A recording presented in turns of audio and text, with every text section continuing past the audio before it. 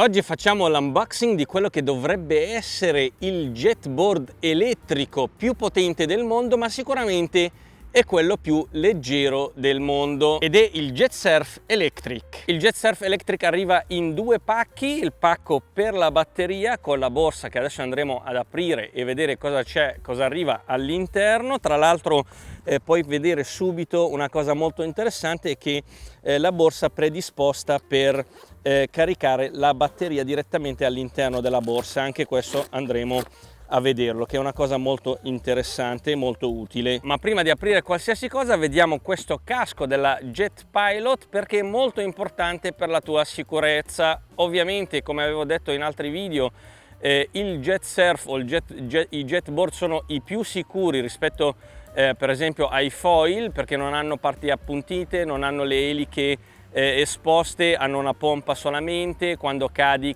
di solito indietro. Comunque sia, per sicurezza, specialmente in mare dove potrebbero esserci delle rocce o qualcosa, ecco, sempre il casco. Questo è un casco particolare della JetPilot, speciale per questi sport acquatici, del quale ti lascio il link e coupon sconto nella descrizione del video. Ovviamente va bene per qualsiasi sport acquatico ed è resistente all'acqua salata. Non solo, puoi utilizzarlo anche per la moto eventualmente, perché è certificato anche per le moto. Questo è il casco, oltre che bellissimo, il colore si vede molto da lontano. Questa è una cosa molto utile, anche dovessi cadere nell'acqua, almeno le barche mi vedono. Esiste in varie misure: XS, S, M, L, XL e XXL. Ti lascio un attimino sullo schermo le misure in millimetri, eventualmente se vuoi scegliere, e così sai le misure. Ma apriamo subito la scatola del JetSurf, che ti ho fatto attendere tanto, e vediamo cosa c'è, cosa arriva con il JetSurf Electric. Come al solito tutti i JetSurf arrivano con il loro stand. Lo stand di quello elettrico però è completamente diverso da quelli a scoppio, sia come forma,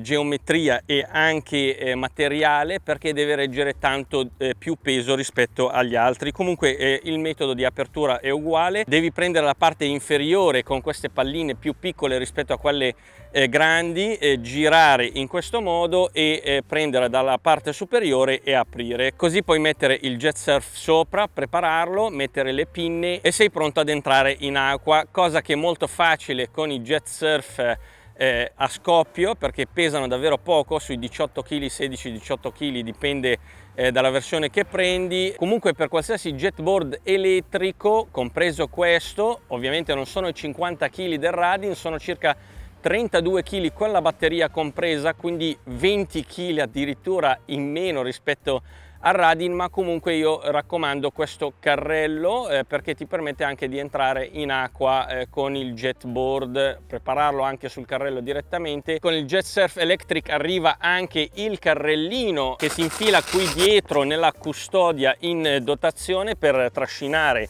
la custodia eventualmente e andare in giro, così siamo molto facilitati.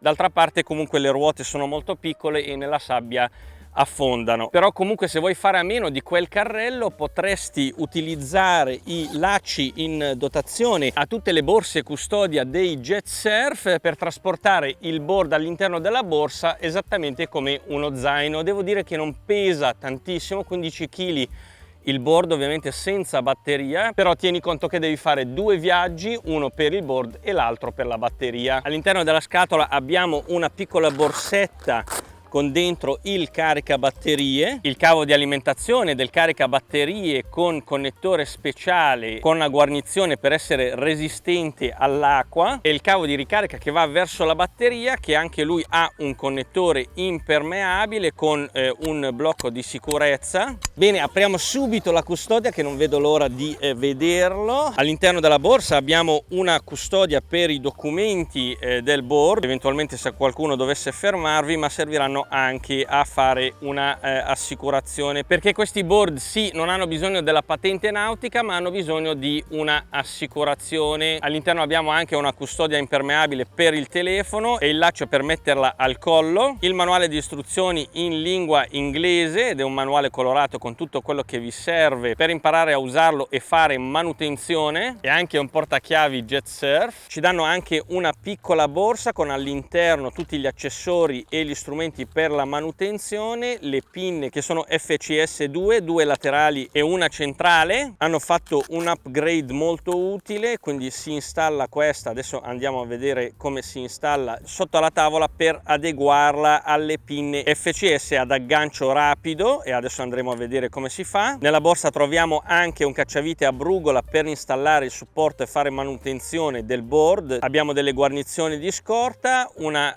corda da paracadute di scorta se dovesse eventualmente rompersi quella già installata in dotazione. Io sinceramente ho fatto di tutto col mio jet surf a scoppio, che è il Race 2021 DFI, e non si è mai rotta la corda. Ma quello che ti consiglio, sia se prendi quello elettrico ma anche quello a scoppio, perché tutte e due utilizzano lo stesso sistema, e di non dare corda da questa parte ma dare corda da questa parte, in questo modo da sollecitare il meno possibile questa parte qua e i cavi che vanno verso le centraline. E per ultimo nella borsa abbiamo un adattatore per la canna dell'acqua, eventualmente si può utilizzare anche una bottiglia d'acqua e infilarla qua montando l'adattatore per lavare gli interni del board, eventualmente se utilizziamo il board nell'acqua salata, così da togliere i residui del sale che si corrode le parti metalliche che sono protette in realtà, ma il deposito di sale sulle parti che si muovono, comunque la prossima volta che accendiamo e si muovono le parti, deteriorano tutte le parti che si muovono. Questo è molto importante da fare. E ovviamente abbiamo il bracciale con il magnete d'avviamento del board, esattamente come quelli dei jet surf a scoppio, e vi raccomando, perché è molto importante, sì, utilizzare uno da mettere nel braccio per armare il motore inserendolo qui, però dovete sempre metterne uno di scorta qui. Perché questo? Perché sì, si stacca quando cadi dal board, così da disarmare il motore, fermare il board, però eventualmente se dovesse capitare di rompere questa cordicina, e mi è successo una volta in mezzo al lago, quindi ho perso il magnete e il board ovviamente non si avvia più perché non si può armare tranne tramite questo telecomando, perciò mi sono dovuto fare 3 ore a nuoto per arrivare a riva in condizioni non molto belle, e quindi ti consiglio vivamente, se puoi, di uscire in 2 sempre, e in ogni caso metti sempre un braccialetto qua, non metterlo così da questa parte perché sennò scivola e ti dà fastidio, mettilo qua così rimani confinato qui, e ce l'hai sempre di scorta, eventualmente se dovesse capitare qualcosa puoi avviare il board e tornare a riva. Adesso ti faccio vedere il modo migliore che ho scoperto durante la mia lunga esperienza con i jet surf per metterlo sul cavalletto in spiaggia. Devi considerare che adesso io sono sulla spiaggia, il mare o il lago è dietro di me, e questo è importante.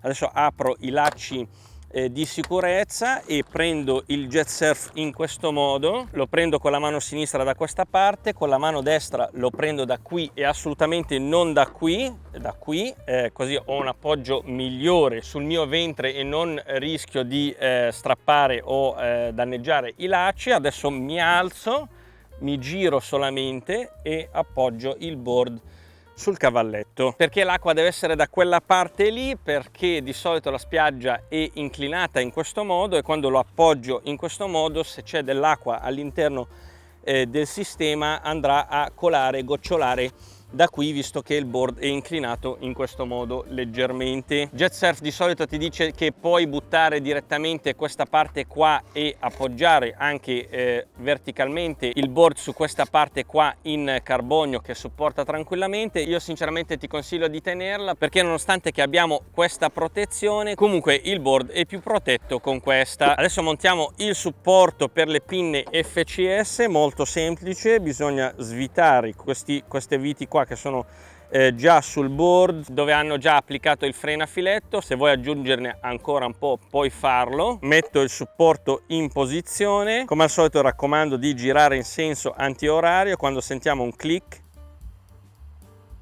vuol dire che la vite è entrata in sede, inizio ad avvitare, non avvito al massimo ma aspetto ad avvitare tutte le viti prima di stringere completamente. A questo punto posso infilare la pinna centrale, ma prima dovrei svitare la vite di blocco. Una volta fatto infilo la pinna e schiaccio e la blocco con la vite di sicurezza. Non c'è bisogno di stringere la vite tantissimo, perché non è la vite che blocca in realtà la pinna, ma evita solamente alla pinna di slittare indietro, quindi sfilarsi. Se non slitta indietro comunque rimane bloccata. Per quanto riguarda le pinne laterali, anche loro si infilano come tutte le FCS, si infila così fino in fondo all'inserto e poi si schiaccia. Per togliere le pinne dopo aver finito basta svitare un pochino la vite di blocco, e mi raccomando utilizzate la custodia delle pinne per toglierle, altrimenti rischiate di farvi male. Io faccio così di solito, faccio una leva di qua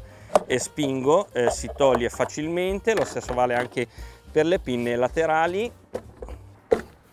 Devo dire che sollevando questo board ho notato che è molto più leggero rispetto al mio Jet Surf Race DFI del 2021 a Skopje, e quindi sono San Tommaso, nonostante che loro dichiarano 15 kg, sono andato a pesarlo in questo momento e il board da solo pesa 15,4 kg, davvero molto leggero senza batteria. Loro dichiarano il peso della batteria di 18 kg, quindi pesa molto di più rispetto al board, ma pesiamola insieme, vediamo quanto pesa realmente. Questa è la batteria e sulla mia bilancia pesa 18,8 kg. La custodia della batteria, come abbiamo visto prima, ha la possibilità di caricare la batteria direttamente dentro la custodia. Dobbiamo togliere solamente questa parte qui. Il connettore della batteria, esattamente come il connettore del board, è protetto da un tappo. Questo tappo sia nella batteria ma anche nel board va tenuto chiuso durante il trasporto, e magari se sei in spiaggia, così da non far arrivare l'acqua sopra. Però una volta che vuoi conservare il board e la batteria è meglio toglierlo, così è esposto all'aria, eventualmente se c'è qualche goccina d'acqua o umidità evapora. Mi piace davvero tanto la custodia della batteria, molto innovativa, perché possiamo aprire di qua, togliere questa protezione, togliere il tappo e caricare la batteria all'interno della custodia, che però raccomandano di tenere aperta, non totalmente, così questa parte della borsa protegge la batteria dalla polvere e dalla sabbia. Comunque qui dalla rete abbiamo una dissipazione di calore. Non solo, esattamente come la custodia del board, abbiamo anche qua nella custodia della batteria i lacci per trasportare la batteria sulle spalle. Certamente sarebbe stato molto più comodo avere due ruote sotto e una maniglia estraibile sopra. Per mettere la batteria all'interno del board basta schiacciare questi due blocchi di sicurezza. Ovviamente non devi dimenticare di togliere il tappo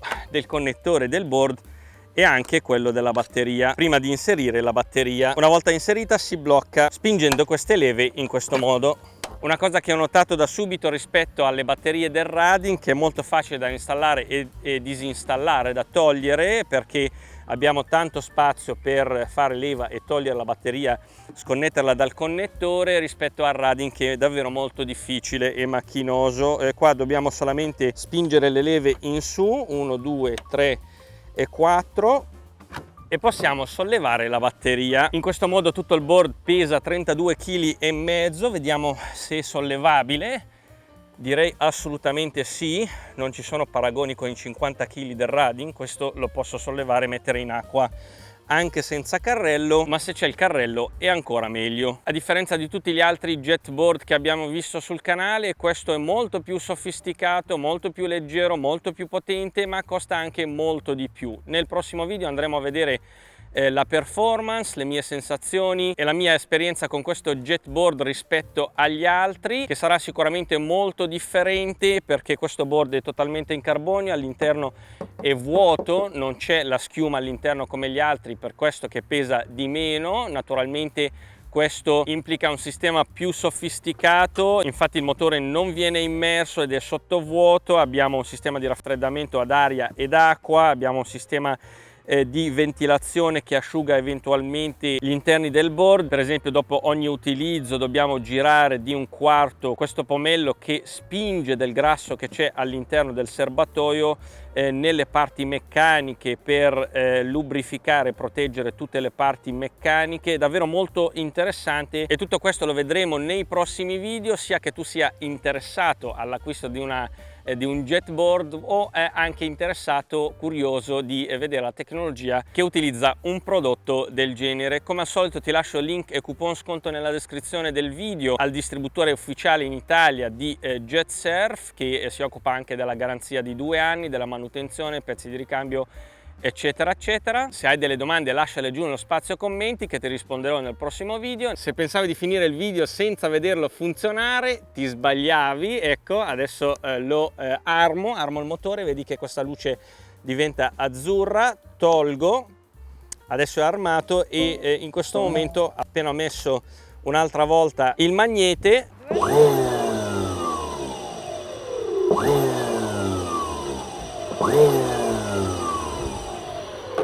e ciao, alla prossima.